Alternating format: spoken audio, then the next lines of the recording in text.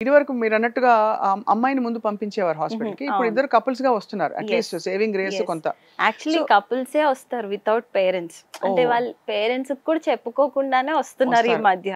వచ్చినప్పుడు first approach మీరేంటి? వాళ్ళ ఏజ్ బ్రాకెట్ చూస్తారా? ఎలా మీ ప్రోటోకాల్స్ ఉంటాయి కదా! Hmm. What do you actually go through first? So first వాళ్ళు రాంగానే we give them an atmosphere where they have to feel that వాళ్ళకి ఏమి పెద్ద రోగం లేదు.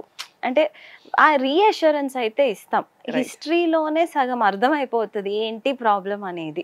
Right from the age to they dietary habits, they day to day life style, వాళ్ళ ఇప్పుడు suppose I will divide this. ఇప్పుడు ఫీమేల్‌లో అయితే ఫస్ట్ నేను చూసేది ఏజ్, వాళ్ళ మెన్స్ట్రుయల్ ప్యాటర్న్, వాళ్ళు ఎన్ని వీక్‌లో ఎన్ని డేస్ కలుస్తున్నారు, మంత్‌లో ఎన్ని డేస్ ట్రై చేస్తున్నారు, అండ్ ఇంకేదన్నా మెడికల్ ఇష్యూస్ ఉన్నాయా, చిన్నప్పటి నుంచి ఏమన్నా మెడికల్ కన్సర్న్స్ ఉన్నాయా, ఫ్యామిలీలో ఇంకెవరికైనా ఉందా, ఫ్యామిలీలో అంటే సిబ్లింగ్స్, అదే. ఇప్పుడు అక్క చెల్లెలకో లేకపోతే అన్న అలా ఏమన్నా ప్రాబ్లం ఉందా. సో ఈ హిస్టరీలోనే సగం అర్థమైపోతుంది నెక్స్ట్ ఏం చేయాలి, వీళ్ళకి ఏం ప్రాబ్లం ఉంది అని.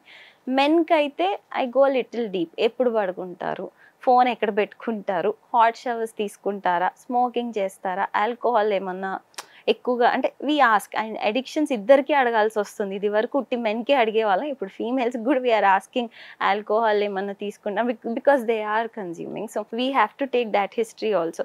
ఈ హిస్టరీలోనే సగం అర్థమైపోతుంది. అంటే I come to at least 60% we can know what is the problem they assessment వచ్చేస్తుంది. రైట్. వచ్చేస్తది. ఆ remaining 40% is to just to put diagnosis. అది. ఇప్పుడు నాకు బేసిక్ ఒక కపుల్‌లో ఫీమేల్‌లో స్కాన్, మెన్‌లో సీమెన్ అనాలిసిస్ చేపిస్తే బ్రాడ్ పిక్చర్ అంతా స్పెక్ట్రమ్ వచ్చేస్తుంది. వచ్చేస్తుంది. రైట్. అండ్ అక్కడి నుంచి ఇంకా ఫర్దర్‌గా we dig in based on their history.